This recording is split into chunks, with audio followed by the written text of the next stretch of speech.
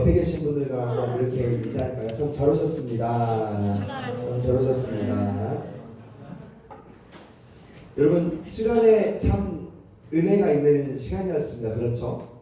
정말 비전의 사람이라는 주제로 그 하나님의 시각으로 세상을 바라보고 나를 바라보는 참 실제적이고 참 하나님의 은혜 안에 있었던 시간인 것 같아요.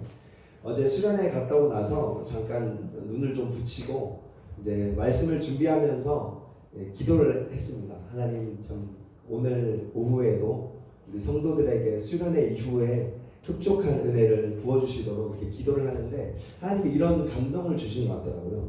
인영아, 설교를 일찍 끝내는 것이 가장 큰 은혜를 끼칠 수 있는 것 같다. 저한테 이런 마음을 주셔서 알겠습니다. 지금 제가 순종하는 마음으로 설교를 일찍 끝내도록 하겠습니다. 이런 마음을 좀 가졌는데요.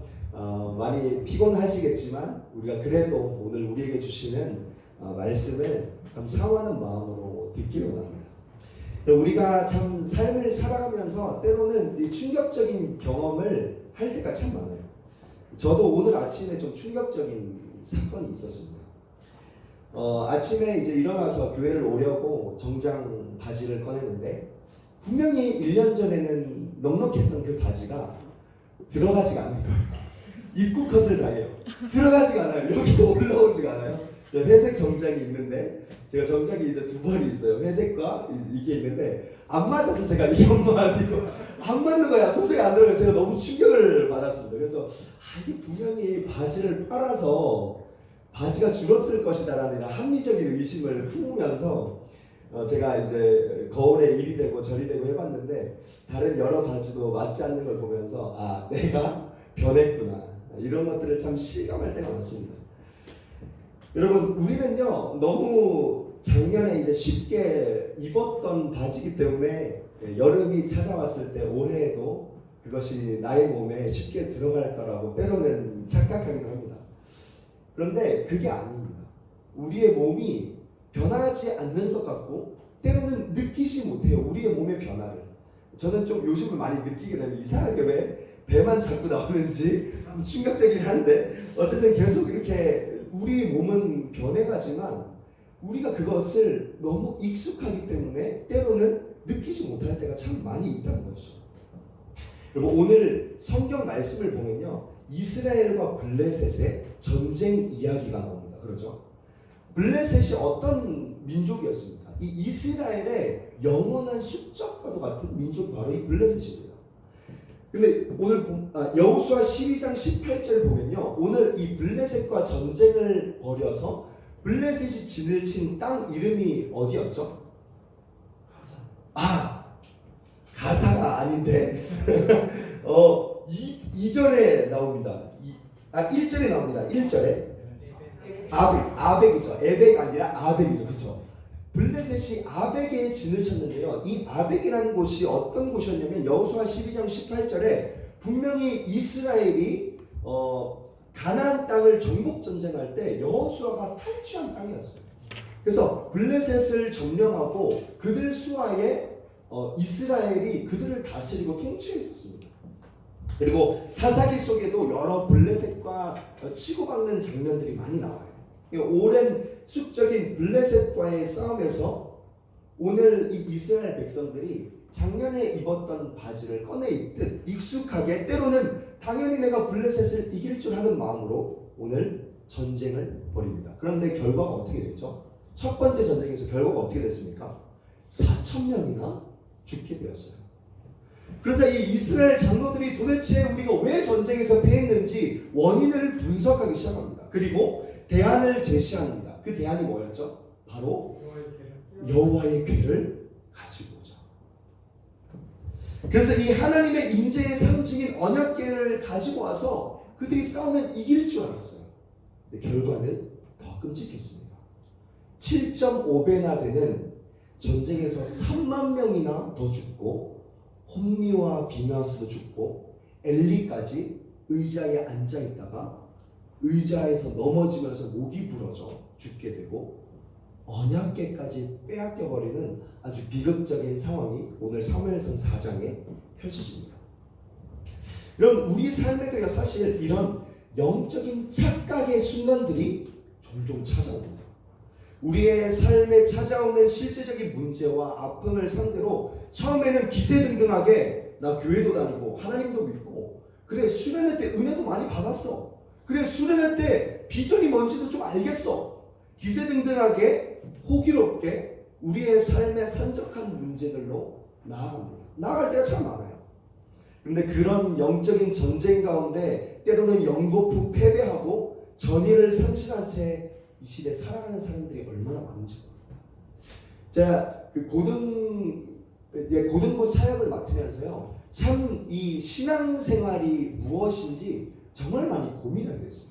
왜냐면 이 아이들의 신앙생활이 세워졌다 싶으면 넘어지고, 이 아이들이 복음을 붙잡는가 싶으면 또 넘어지고, 흔들리고 좌절하고 넘어지는 게 수없이 반복되는 것들을 제가 보았기 때문에 제가 과연 신앙생활이라는 것이 무엇일까? 이런 생각들과 고민들을 참 많이 하게 됐어요.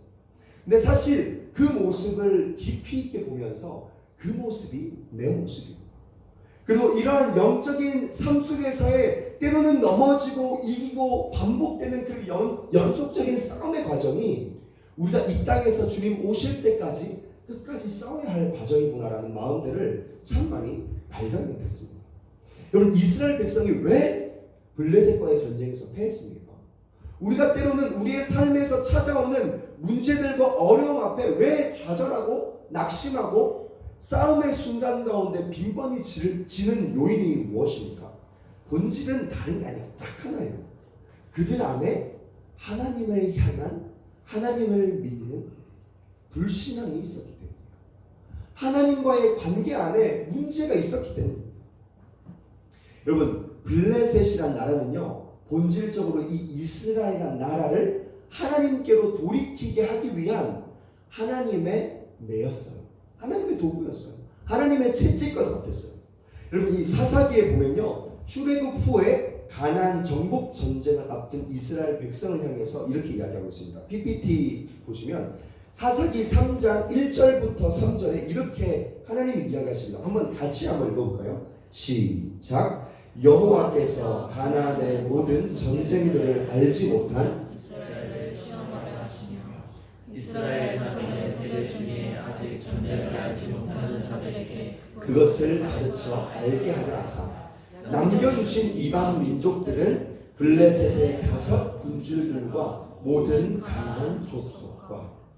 이게 무슨 말이냐면 이스라엘 백성이 이 처음 세대 그리고 여호수아 세대 하나님을 의지하면서 하나님의 능력으로, 하나님의 복음으로, 예수 그리스도의 십자가의 능력으로 정복 전쟁을 완수한 다음 세대가, 이제 그 세대가 지나고 다음 세대가 왔는데 하나님이 이 세대를 시험하려고 하신다는 거예요. 너희들의 싸움도 선조들의 싸움과 같이 너희들이 하는 싸움이 아니라 내가 하는 싸움이다. 이거를 알게 해주려고 하신다는 거예요. 너희들의 조상들이 출애굽을 어떻게 했냐? 너희의 능력이었냐? 너희는 그저 종에 불과했다. 나의 능력으로, 내가 함께함으로, 나와의 관계 가운데 내가 그 전쟁을 승리로 이끈 것이지 결코 너희가 한 게 아니다. 제발 이거를 알아달라는 하나님의 때로는 채찍과 경고와 사인으로 블레셋을 남겨놓으셨다는 거예요. 그것을 가르쳐 알게 하시려는 의도와 목적이 하나님에게 있으셨던 거예요. 여러분, 우리는요, 삶의 모든 순간마다 하나님의 가르침에 집중해야 돼요. 그런데 그게 참 안 되는 것 같아요. 그죠? 우리의 삶에 실제적인 문제가 다가올 때마다 하나님 보는 게 왜 이렇게 힘든지요. 하나님을 의지하는 게 왜 이렇게 힘든지요. 그 어려운 삶의 순간 앞에 하나님의 뜻이 어디 있습니까?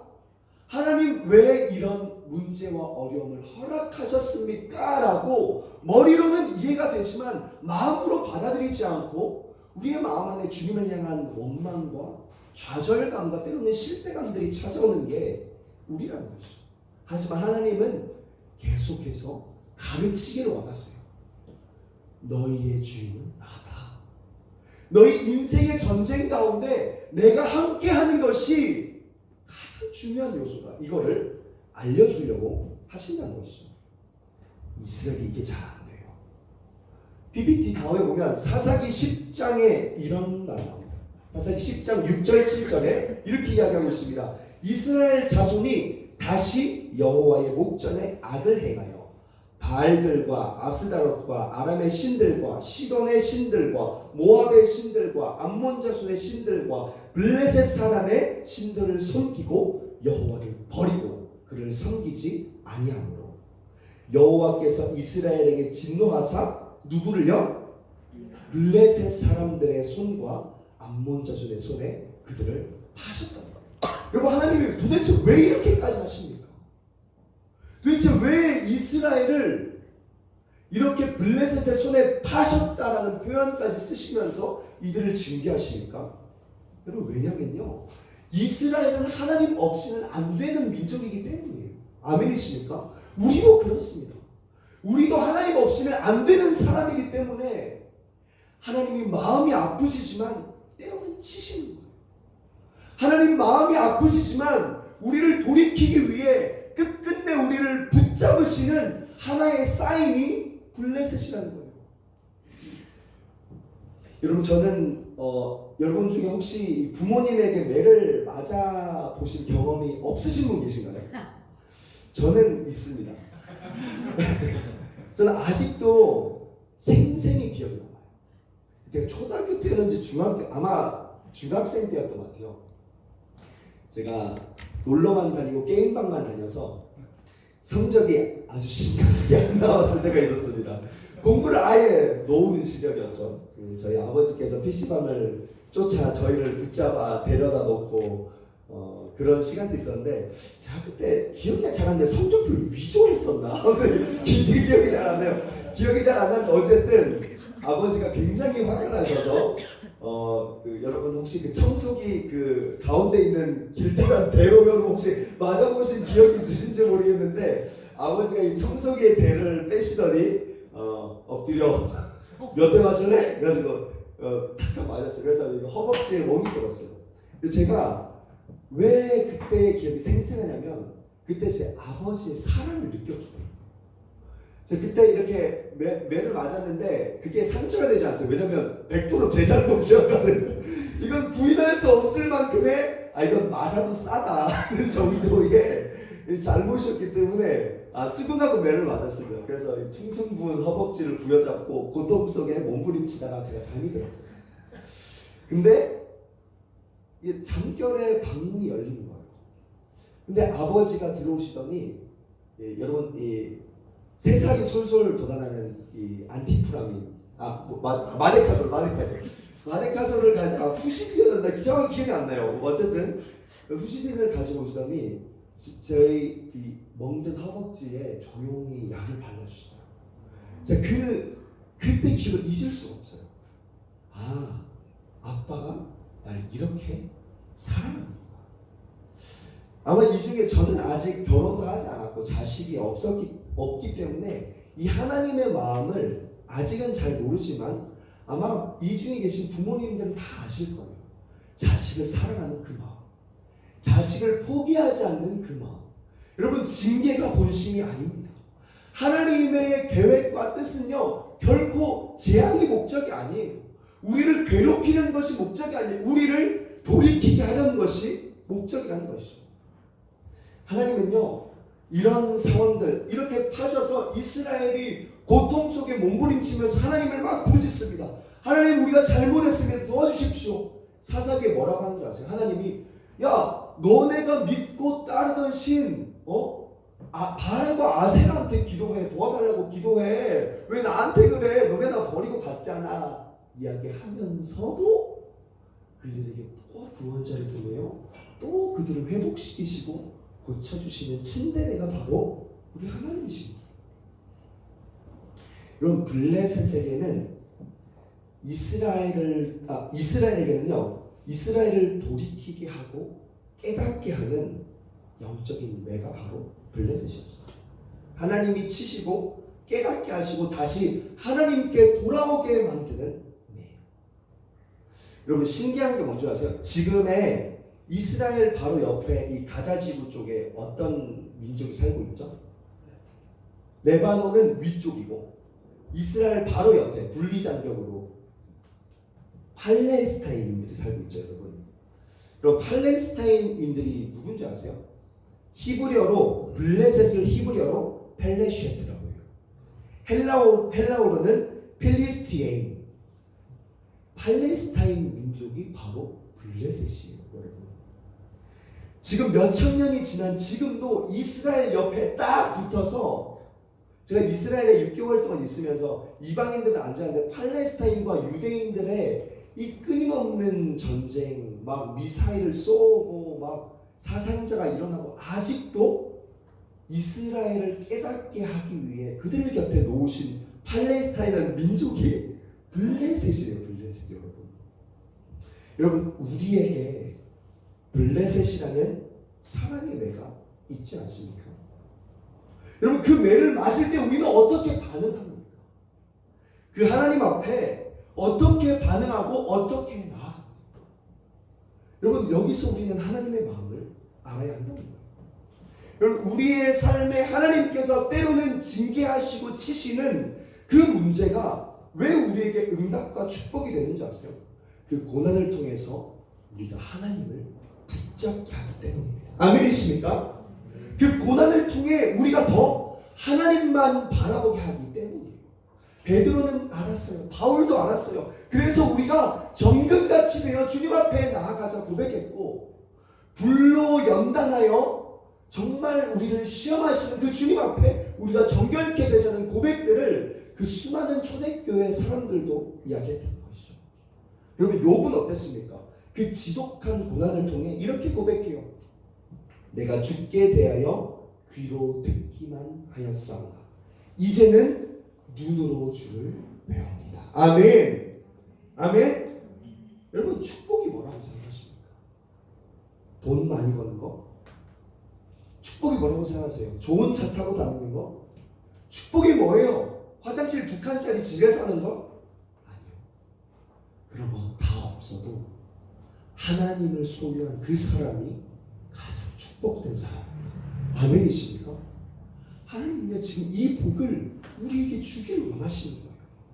때로는 블레셋을 들어서, 때로는 전쟁에 패하더라도 삶의 어려운 문제 속에서 우리가 다른 것을 찾아 헤매고 방황하고 다른 것에 집중하는 것이 아니라 나 좀 봐줄래? 하나님은 끊임없이 그것을 요구하신다는 것이죠. 하나님과의 그 본질적인 관계를 보고 그것에 초점을 맞춰 신앙생활을 다시 한번 회복하기를 주님 원하신다고. 그런데 이들 안에 이 하나님의 매를 맞을 때, 여러분 제가 또 고등학교 다닐 때도 좀 많이 맞았었는데, 주님 인격적으로 만나기 전에 부산에 있을 때 항상 이제 담을 뛰어넘어 이렇게 PC방을 가느라 담을 넘다가 선생님께 걸린 적이 참 많이 있어서 그래서 정말 많이 맞았어요. 근데 항상 선생님한테 맞을 때 뭐라고 하는지 아세요? 아니요. 사랑이다. 가만히 있어라. 뼈 부러진다. 잘못 맞으면 뼈 부러진다. 이러면서 항상 때리셨어요. 이스라엘 백성이 잘못 맞아요. 왜 그런지 아세요? 먼저는요, 이스라엘 백성에게는 하나님이 이스라엘 백성을 향해 보낸 하나님의 사람을 무시하는 경향이 있었어요. 여러분 사무엘상 3장 20절 한번 볼까요? 바로 앞에 20절에 보면 20절 같이 한번 읽어봅시다. 시작. 브엘세바까지의 온 이스라엘이 사무엘은 여호와의 선지자로 세우심을 입은 줄을 알았더라. 오늘 4장 1절은 어떻게 시작하죠? 4장 1절에 뭐라고 시작하죠? 사무엘의 말이 온 이스라엘에 전파하더라. 그럼 저 보세요. 이스라엘은 알았어요. 오늘 이 4장 끝자락에 보면요, 우리 3장에 보면 엘리의 눈이 점점 어떻게 해진다고? 어두워졌다고. 오늘 후반절에 보면 엘리의 눈이 이제는 아예 보이지가 않아요. 아예 보이지가 않습니다. 그리고 그가 비둔하여져서 의자에 앉아서 나이가 많아 완전히 어떤 영적인 권위를 상실한 모습을 보여주고 있어요. 그리고 3장 후반절과 4장 1절을 시작하면서 성경은 분명히 영적인 통치권과 이 영적인 이스라엘을 다스려가는 이 지도력이 누구에게로 넘어갔음을 이야기하고 있습니까? 사무엘에게 넘어갔음을 이야기하고 있어요. 분명히 온 이스라엘이 하나님께서 사무엘을 세우셨다는 걸 다 알았어요. 그런데 사무엘을 완전 무시해요. 전쟁을 하면서 사무엘이 분명히 하나님의 마음, 하나님의 뜻, 하나님의 방향성을 이야기했음에도 불구하고 이거를 완전히 무시한 채 자기들 스스로 전쟁을 일으킵니다. 여러분 3절에 한번 봅시다. 이 전쟁의 주도권이 누구에게 있어요? 이 전쟁을 주도하는 주도권이 누구에게 있어요? 장로들에게 있어요. 장로들. 제가 수련회에서 그 목사님이 이렇게 말씀하셨던 그 군산이었나? 그 목사님 이렇게 목사님을 만나뵙고 케어하시는 목사님. 제가 그 목사님의 사정은 잘 알지 못하지만 교회 장로님께서 이렇게 목사님에게 당신 나랑 끝까지 한번 가보자는 거야? 지금 참 충격을 먹었어요. 그런데 지금 한국교회의 현실이 그래요. 여러분 정말 한국교회 지금 현실이 어떤 줄 아세요? 장로님이 거의 신이에요. 목사님과 얼마나 수많은 반목을 자행하고 지금 제가 총신대학교에도 있었고 장신대학교에 있었을 때 어떤 목사님들이 있었냐면 그 담임 목사님에게 매일 아침마다 전화를 해요. 사무실로 교회 사무실로 매일 아침 8시 30분마다 그래서 출근했나 안 했나를 체크합니다. 매일 모든 것이 장로님의 눈치를 보고 모든 것 아무것도 못해요. 아무것도. 그래서 그 어떤 목사님이 한 번 오셔서 말씀을 전해주시는데 여러분 부임해서 가지 마세요. 진짜 이런 목소리로 나이 지긋이 드신 목사님이 완전 풀이 죽으셔가지고 책 풀 때 여러분 부임해서 어디 목회지 말 생각하지 마세요. 아무것도 못해. 이러시는 거예요. 개척하는 게 마음 편해. 장로들이 가만 안 둬. 여러분 이게 지금 한국교회 현실이에요. 정말로요. 이스라엘은요 하나님의 뜻이 사라진 지 오래예요. 적어도 사무엘을 하나님이 왜 보내셨어요? 그들 괴롭히려고? 아니요. 하나님이 사무엘을 보낸 이유는요 완전히 무너진 그 시대 가운데 하나님의 뜻을 전한 한 사람, 나의 마음을 전해줬으면 좋겠다. 제발 사무엘아, 내가 이 이스라엘 백성들에게 가서 나의 마음을 좀 대신 전해주지 않을래? 그것 위에 사무엘을 보내시고 세웠는데 사무엘을 완전히 무시해요. 여러분 우리에게도 목사님 그리고 저도 어저께 참 기도하면서 이 청년들이 어제 그 수련회 끝나고 오늘 또 청년들이 밥 만드는 날이어가지고 또 같이 밥 만드는 그런 모습을 보면서 제가 너무 마음이 아프기도 하고 또 기특하기도 해서 제가 할 건 없고 기도를 했어요. 여러분 제가 할 게 뭐가 있겠습니까? 여러분들을 위해서 온 거예요. 목사님도 여러분들을 섬기기 위해 온 거예요. 예수님 뭐라고 하십니까? 섬김 받기 위해 내가 온 게 아니라 오히려 내가 섬겨주러 왔다고 이야기해요. 여러분 하나님께서 세우신 지도자들 목사님 저 여러분들을 위해 왔어요. 여러분들을 위해.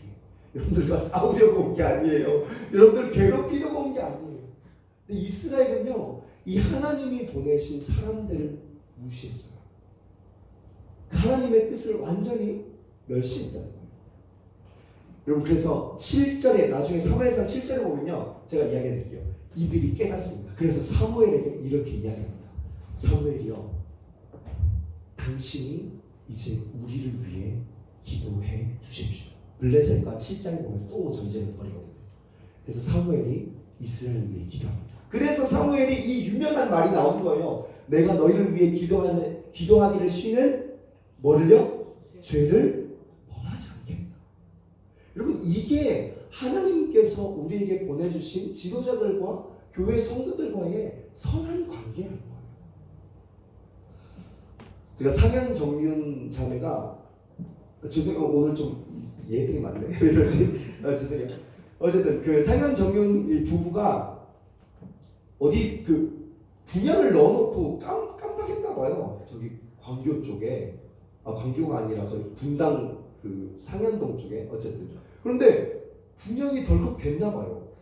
그래가지고 막 고민을 하는 거예요. 그러면서 갑자기 저한테 이제 연락이 와가지고 전도사님 저희가 분양을 받았는데 이게 실거주가 아니면 매매가 안 되게 돼 있대. 그래서 교회랑도 좀 멀어지고 어쨌든 거기가 뭐 애들 키우기에 좋은 환경 같은데 거기로 갈지 안 갈지 고민입니다. 전도사님 어떻게 하면 좋을까요? 물어보는데 제가 어떻게 알아요? 아니 그걸 저한테 왜 물어보는 거예요?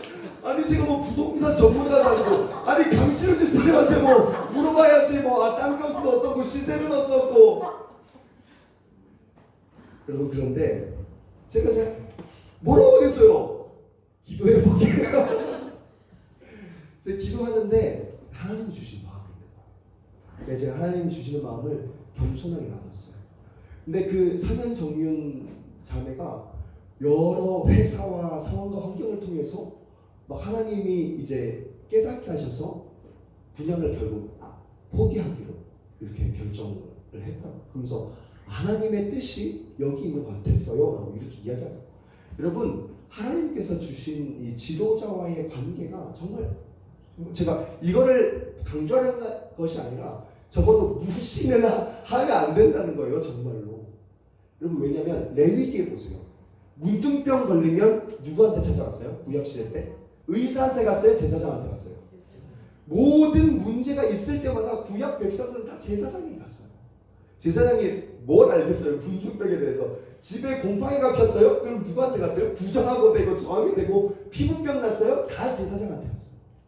여러분 하나님의 뜻이 사실 여기 있는 거예요. 내가 너에게 허락한 그 공동체 안에서 그것들을 선하게 해결하기를 원한다는 하나님의 뜻이라는 것이죠. 여러분 그런데 이들에게는 더 큰 문제가 있었어요. 어떤 문제였냐면 그들 안에 하나님을 향한 오해와 잘못된 생각들이 더 깊이 뿌리 박혀 있었다는 거예요.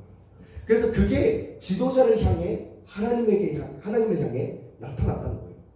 이들의 신앙은요 블레셋이 하나님을 향해 생각하는 것과 하나님을 향해 생각하는 것과 똑같았어요. 우리 4장 3절 말씀을 같이 볼까요? 3절 말씀 너무 중요하니까 우리 같이 한번 한 목소리로 읽도록 합시다. 시작. 이스라엘 장로들이 이르되 여호와께서 어찌하여 우리 때문에 블레셋 사람들 앞에 빼앗게 하시고 여호와의 언약궤를 실로에서 우리에게로 가져다가 우리 중에 있게 하여 그것으로 우리를 원수 본주들의 손에서 구원하게 하자. 여러분 이 이스라엘 장로들의 고백을 보면요 참 어이가 없어요.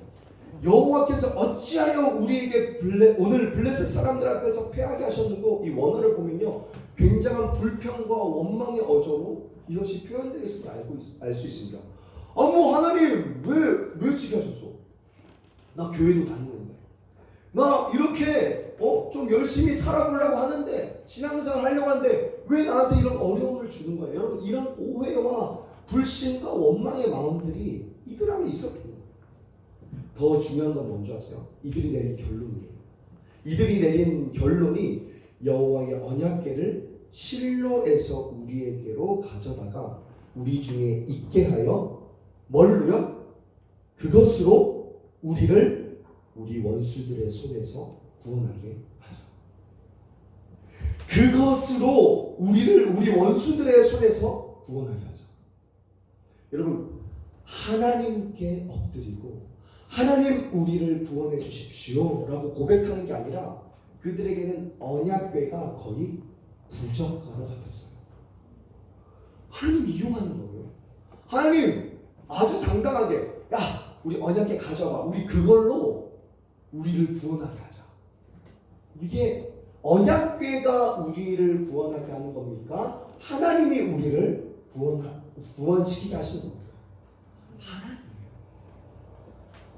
근데 그들에게는 언약궤가 마치 바알과 아세라 신상과도 같은 하나의 우상 숭배의 모습으로 전락해버렸다.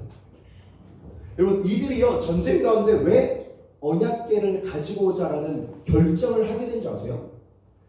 장로들이 아마 이 사무엘상 4장을 보면요 이렇게 내용이 나와 있습니다. 여러분 생각해보세요. 우리 옛날에 이 언약궤를 들고 전쟁에 승리했던 사건이 하나 나옵니다.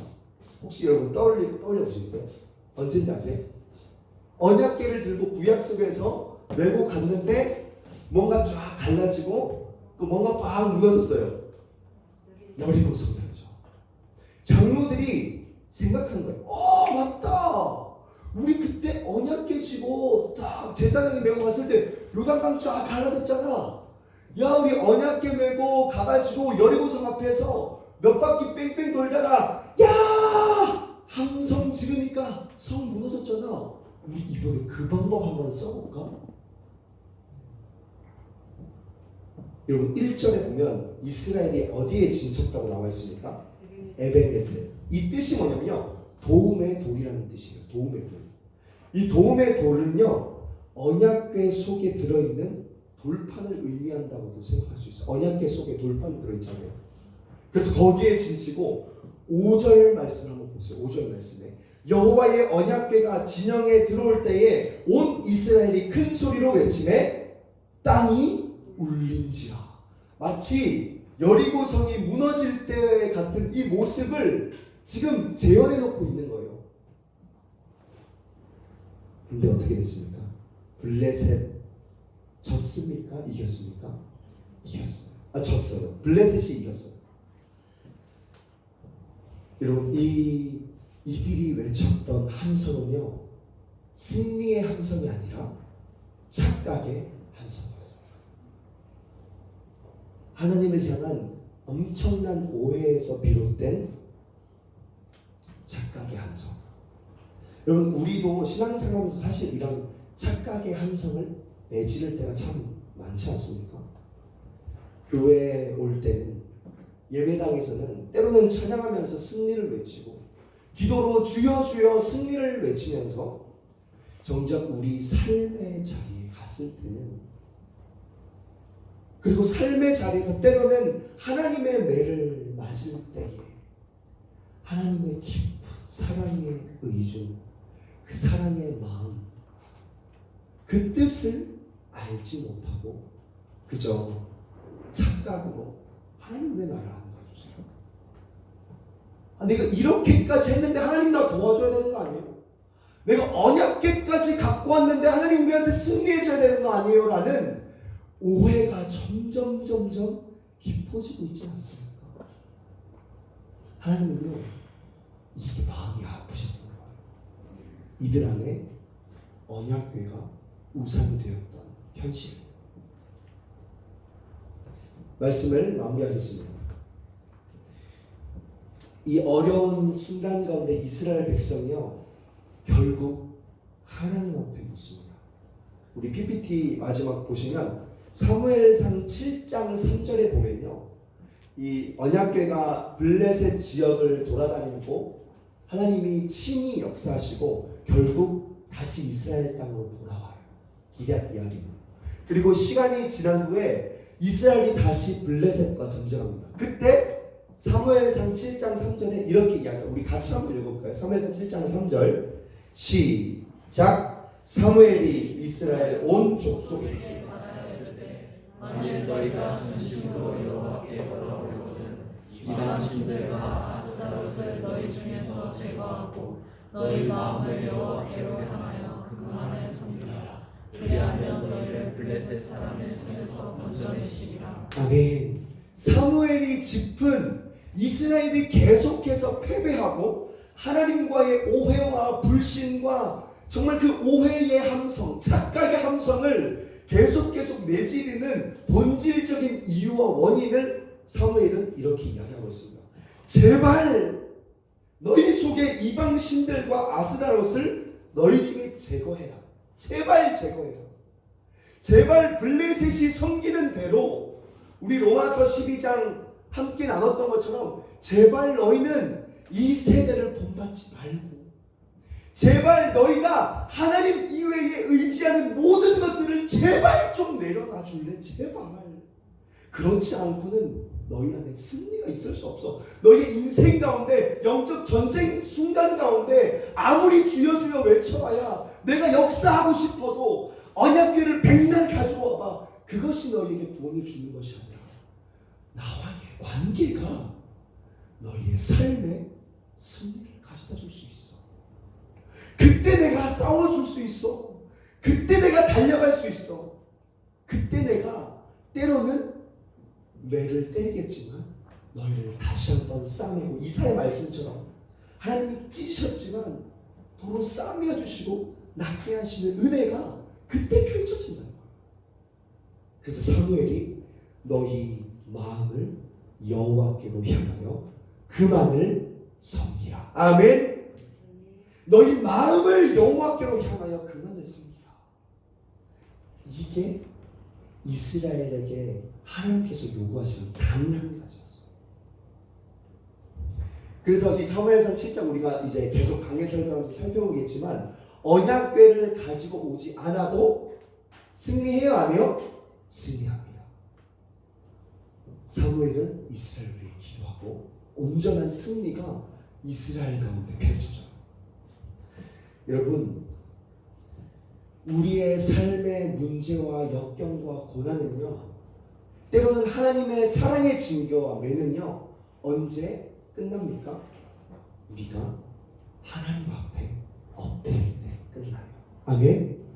우리가 하나님 앞에, 하나님께서 나를 이곳에, 이 직장에, 때로는 이 어려움에, 이 가정에, 이 남편, 이 아내 만나게 하신 하나님의 뜻과 마음을 깨달아 알기 시작할 때, 그래서 그것을 깨달아 알고 한 걸음 한 걸음 순종하기 시작할 때, 오직 내 마음 안에 다른 것 의지했던 것, 돈을 의지하고 다른 수많은 것들을 의지했던 것들, 그 우상들을 내려놓고 하나님을 향한 오해, 하나님을 향한 불신, 하나님을 향한 착각의 함성을 내려놓고 하나님의 깊은 의중을 우리 안에 부여잡기 시작할 때, 너희의 마음을 여호와께로 향하여 하나님만을 섬기기 시작할 때 우리의 삶에 온전한 승리가 펼쳐질 줄 확신합니다. 아멘. 그때 온전한 승리가 펼쳐지는 거예요. 여러분, 우리 안에 이 승리가 꼭 찾아오기를 간절히 소원합니다. 언제까지나 영적인 전쟁 가운데 쓰러지고 넘어지고 고달파하고 하나님 원망하고 어린아이처럼 하나님 그랬대요, 장로들처럼 우리가 여호와를 왜 우자에 패하게 하십니까? 언제까지 이러지 말고 이제는 예수 그리스도의 장성한 분량처럼 하나님의 뜻을 묻고 그것을 깨달아 알고 하나님의 뜻대로 살기 시작하는. 그래서 우리의 삶에 숱한 패배만이 가득한 것이 아니라 이제는 온전한 승리의 승전보가 울려 퍼지는 우리 떨기나무 교회 성도님들의 인생 되기를 간절히 소원합니다. 기도하겠습니다.